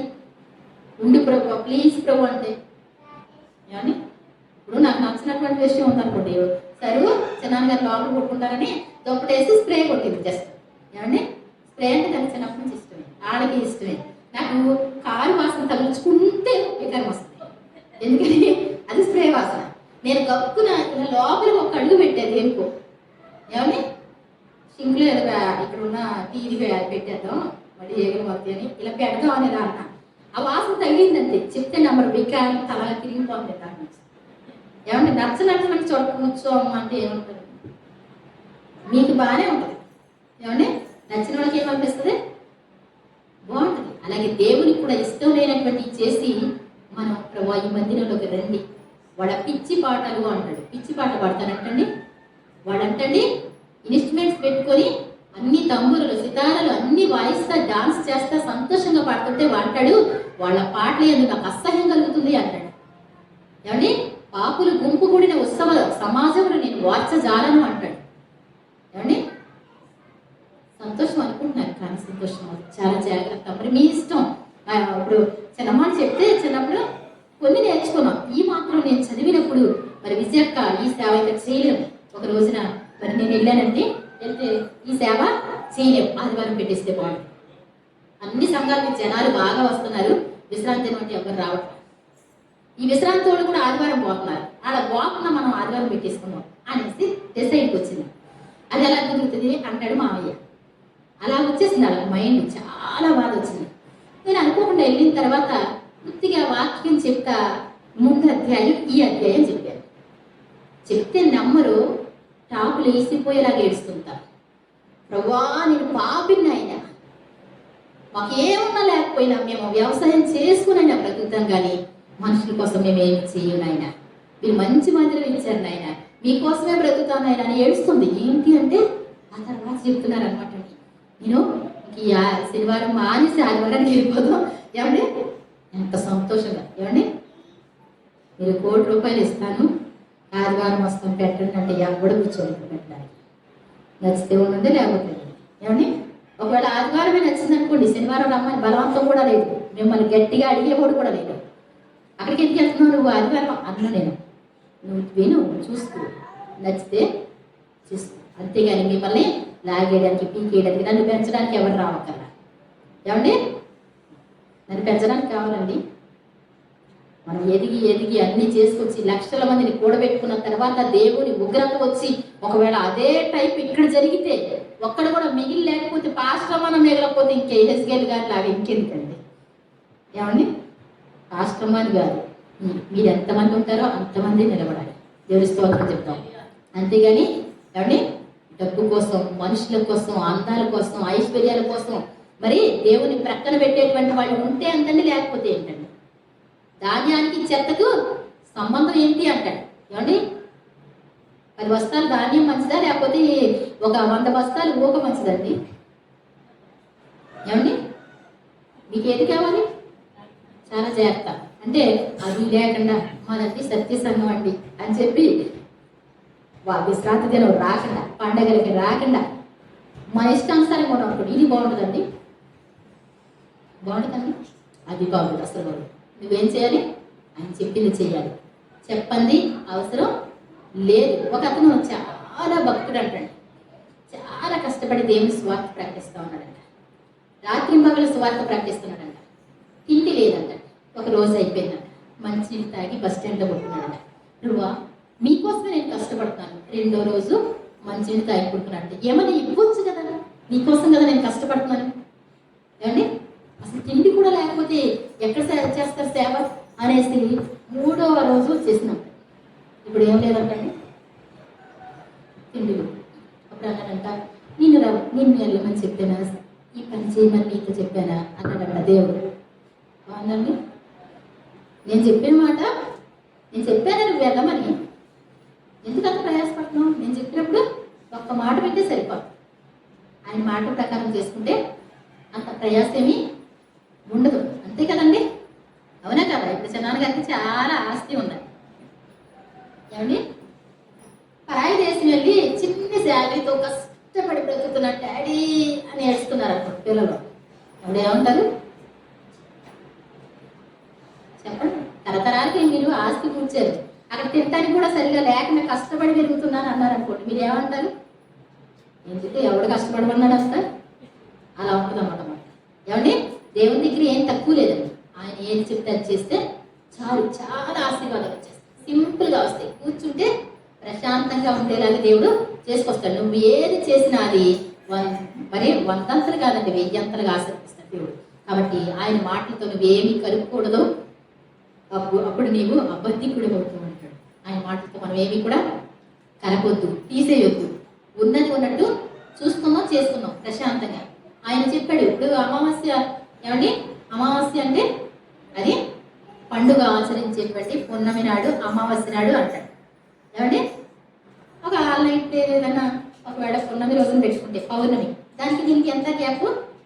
15 రోజులు కదా. మరి ఆ రోజు ఒకటి పెట్టుకుని అమావాస్య రోజు ఉపవాస ప్రార్థన పెట్టుకుంటే ఎంత బాగుంటుందండి? వస్తారా మరి? ఏమండి, మరి దేవుడు చెప్పాడు అది. ఏమండి, మందిరంలో జరిగే ఆరాధనలు అవి లెక్క. మరి మీ ఇష్టం, అది వస్తాం అంటే ఒక్కళ్ళు వచ్చినా పెట్టగలుగుతాం, ఒక్కళ్ళు కూడా రావట్లేదు, అందుకే మామూలుగా కాన్ఫిడెన్స్ కలుపుకోండి.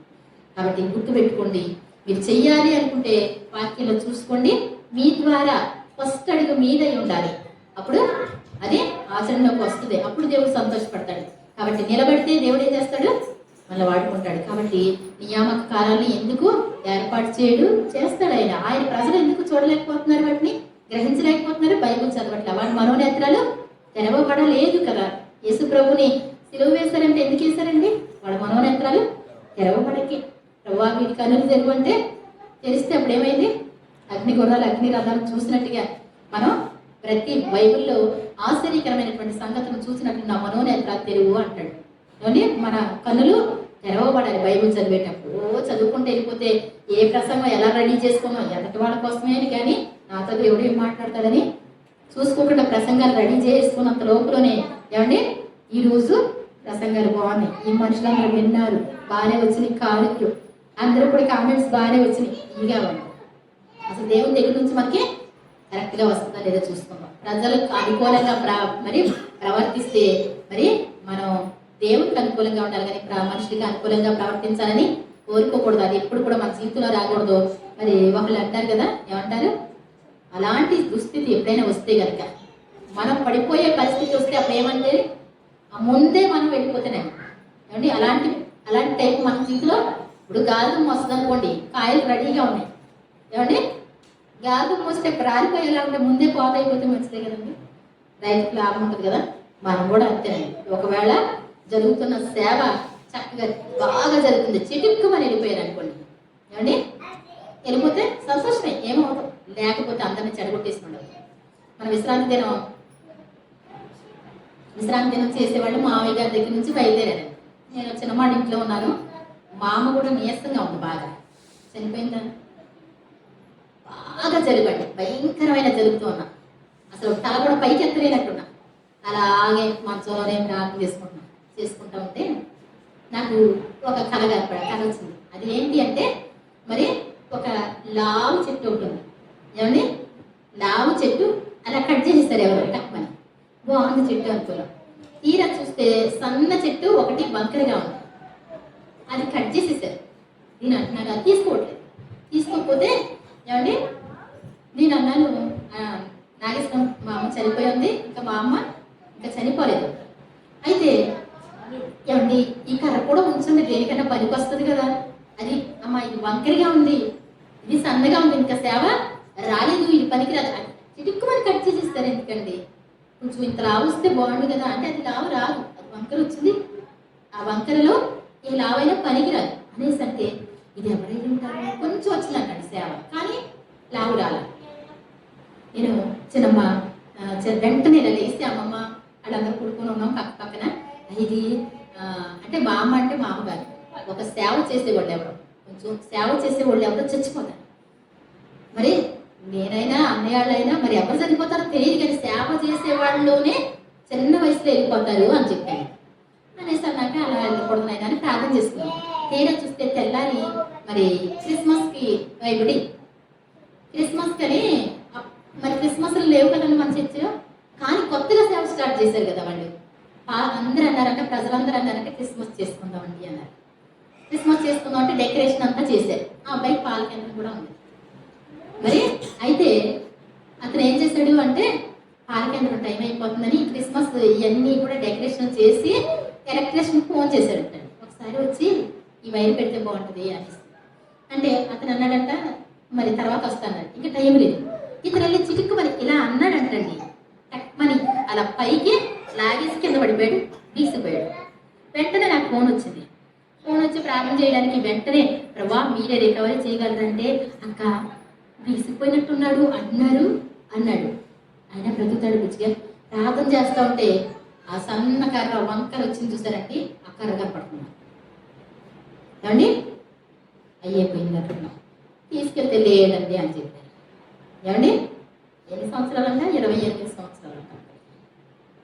ఏమండి యవనస్తులే కదండి 28 సంవత్సరాలు అంటే అంట. పెళ్ళిళ్ళు కూడా అవ్వకపోమాట చిన్ని పిల్లలు నుండి సేవలోకి వచ్చి వాక్యం చెప్తే సూపర్గా చెప్తున్నాడంట. ఏమండి మామయ్య చర్చ్ ఓపెనింగ్కి వాక్యం చెప్తే విన్నాం. ఏమండి చాలా జాగ్రత్త. మనం రాంగ్ రూట్ పట్టించేలా ఉంటే ఏమండి మనం పెద్దరకడ వెళ్ళిపోవడం మంచిది. ఆ టైంలో ఇంకా అది చేయక ముందు వెళ్ళిపోవడం మంచిది. మందిరాన్ని ఇచ్చింది దేనికోసం? ఉన్నట్టు చెప్తాను కోసం. అంతేగాని సేవ అందరిలాంటి రూట్లోకి వచ్చి ఏమండి ఒక చెక్క మీద సైకిల్ నడపడానికి ట్రై చేస్తారు. మీరు ఎలా చూస్తారు? ఒక కాలం ఉంది, దాని మీద చెక్క సైకిల్ నడుపుతున్నారు. ఏమండి బాగానే వస్తున్నా అంటే 2 అడుగులు వెళ్ళిన తర్వాత పడిపోతూ ఉంటారు. ఏమండి చివరికి ఎవడో ఒకడు. ఏమండి అందరూ అలాగే ఉన్నారు ఎక్కువ. మనం కూడా వచ్చి దేవుని సేవకానికి వచ్చిన తర్వాత మనం కూడా అలాగే చేస్తే ఎలా ఉంటుందండి? అంతే కదా. అందరూ వెళ్ళినట్టు మంది కాదు. మనం బైబిల్నే అర్థం చేసుకుందాం, బైబిల్ కోసం బ్రతుకుదాం. రేపు పొద్దున యుగాలు ఈ జీవిత కాలమే బ్రతుకు కాదని, మరణమైన తరువాతే అసలు బ్రతుకని నిరీక్షణ కలిగి ధరలు బ్రతుకు చుంటిని ధన్యులం అందుకే ధన్యులమయ్యా మేము ఉండేది. ఏమండి పరలోక రాజ్యం. దానికోసం బ్రతికే ఈ జీవితంలో రాజీ పడకుండా దేవుని కోసమే నిలబడితే మాత్రం దేవుడు ఏం చేస్తాడు? దేన్నైనా వదిలిపోవచ్చు. దేవుని కోసం దేన్నైనా వదులుకుంటే పరలోక రాజ్యం సంపాదించుకోగలవో అప్పుడు ఏంటి? నీ ప్రాణానికి నీ ఆత్మకి న్యాయం చేకూర్చిన వాడు అవుతాడు. లేకపోతే ఏంటండి మనమే మోసం చేసుకున్నామండి. ఏముంటుందండి? ఒక ఎలుక పందికొక్కున ఊహించండి ఒకసారి. ఏమండి ఇన్ని కాయలు తీసుకొచ్చి ఒకసారి మూల పెట్టింది. ఇంతలో మీరు వెళ్ళారు, ఆ గొడవనే సర్దుతున్నారు. అప్పుడు ఎలుక యొక్క ఆశలు ఏమైపోయినాయి? ఏమండి ఇక్కడ పెట్టుకుంటున్నాను రోజు వచ్చి ఎప్పుడు కథపడు అనుకుంటే ఏమని ఆ గొడవ అధికారి వచ్చి ఏం చేశాడు? మొత్తం తీసేశాడు. ఎలిక ఆశ ఏమైపోయిందండి? ఎలిక ఆస్తి కదా, అది కొన్ని సంవత్సరాల కింద ఉంటుంది కదా. కాబట్టి చాలా జాగ్రత్త. మనం ఎలికల్లాగా పందికొక్కులాగా ఏమండి ఆస్తి సంపాదించేసుకుంటున్నాం అంటే మనం వెళ్ళిపోవలసిన పరిస్థితి వస్తే కనుక చాలా జాగ్రత్త. అవివేకం మన జీవితంలో ఉండకూడదు. దేవుని మాట ప్రకారం చేస్తే ఎక్కువ కూర్చుకున్న వారికి ఎక్కువ లేదు, తక్కువ చేస్తే తక్కువగా కూర్చుకున్న వారికి తక్కువ లేదు అని దేవుని వాక్యం ఉంది. కాబట్టి ఇంకా దేవుని 6 దినాలు కష్టపడు, 7వ దినము దేవునికి దేవుని సన్నిధిలోకి రా, అది దేవుడు చెప్పాడు. ఈ రోజు కూడా కావాలి అనుకుంటే అది అత్యాశ వద్దా లేదండి. కాబట్టి చాలా జాగ్రత్త. మరి వాక్యానుసారంగా ఉండడానికి ఇష్టపడదాం. నేనున్నా లేకపోయినా ఒకవేళ మీరేం చేయాలి? అంతేనా కాదా? కరెక్ట్గా మరి జాగ్రత్తగా చూసుకునే వాళ్ళు నిలబడాలి. మీ అంతటా మీరు మీ ఆత్మలను రక్షించుకోగలిగితే చాలు అని చెప్తున్నాను. మరి ఒకళ్ళు మరి ఎన్ని కోట్లు పెట్టి చర్చి కట్టారండి? 4 కోట్లు పెట్టారు. కనీసం అక్కడ చెప్పేవాళ్ళు ఒక్కళ్ళు కూడా తయారవ్వలేదు. ఇంకా సంఘం అంతా సూపర్గానే తయారు చేస్తున్నారు. పిల్లలు కూడా రెడీ అవ్వలేదు, చనిపోయారు కరోనాలో.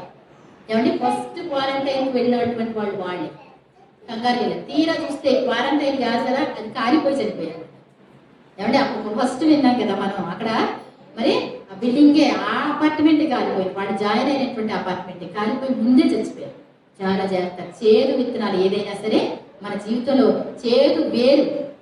చేదైన వేరు ఏదైనా పొలిచి మిమ్మల్ని కలవరపరచునేమో అని మరి ఒక కూటి కోసం తన జ్యేష్ఠత్వపు హక్కును అమ్మివేసిన ఏశావు వంటి భ్రష్టుడైన వ్యభిచారి అయిన మనలో ఉంటాడేమో అని చూసుకోండి. ఒక్క రోజు కోసం చూసుకోవద్దు. మనం ఒకనాటి సుఖానుభవం అని అనుకుంటారు అంట.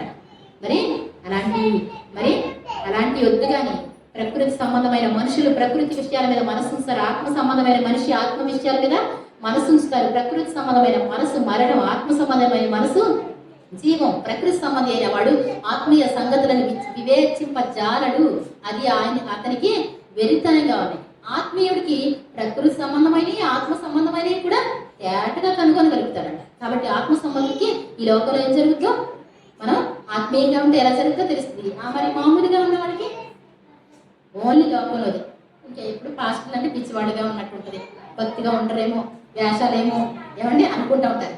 కానీ అలా కాదు. కానీ మన ధనవంతులు అవ్వచ్చు, ఎన్ని బిజీగా ఉండొచ్చు. చక్రవర్తి ఎవరు? దావీదు భక్తుడు చక్రవర్తి కదండి. రోజుకి 7 మార్లు ప్రార్థన చేసేవాడు.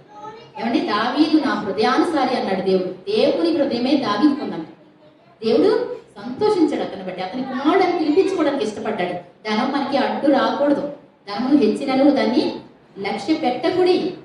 ధనాపేక్ష సమస్తమైన కీడులకి మూలం. నీకు ధనం ఉండొచ్చు, అబ్రహాము కంటే ధనవంతుడు ఎవరు లేరు. కానీ అది అపేక్ష అనేటువంటిది ఏంటి అంటే అది దురాశ అవుతుంది, మరణానికి తీసుకెళ్ళిపోతుంది. కాబట్టి అపేక్ష, ధనాపేక్ష ఉండకూడదు. ధనాపేక్ష అయిన విగ్రహారాధన చంపివేయడి అన్నాడు. విగ్రహారాధనతో సమానం ధనాపేక్ష అంటే. సుఖాల కోసం పరుగులు పెట్టడం, ఐశ్వర్యాల కోసం పరుగులు పెట్టడం, ఏమంటే మనుషుల సహాయం కోసం పరుగులు పెట్టడం, మనుషుల ఆదరణ కోసం పరుగులు పెట్టడం, నన్ను ఎవరైనా అస్తమానం చూడాలనుకోవడం, అది కూడా దేవుడికి విరోధం.